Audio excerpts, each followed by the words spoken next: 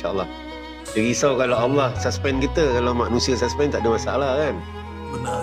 Kalau Allah suspend kita tu tuan-tuan, tanda-tanda dia kita tak boleh nak bangun tahajud, tak boleh nak baca Quran.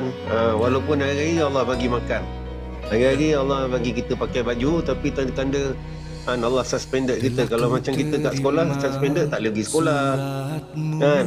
Kalau kena suspend gantung kerja, tak boleh kerja. Macam dulu saya kerja radio 6 bulan kena gantung kerja. 6 bulan sebab tak pasang lagu perempuan kan. Tapi Alhamdulillah manusia gantung sekerja, tapi Allah bagi saya keluar 3 hari. Waktu tengah gantung tu saya kena tabligh, saya dapat keluar 3 hari, dapat belajar tahajud. Jadi bila kena gantung kat manusia ni dah tak kita sana. Cuma serisau jangan Allah gantung kita. Dapat bangun tidur tengah malam, tapi bangun pergi kencing tidur balik. Bila bangun subuh, aku dah bangun pukul 2 tadi. Ni tanda Allah suspend kita lah. Allah tak suka tengok kita nangis depan dia.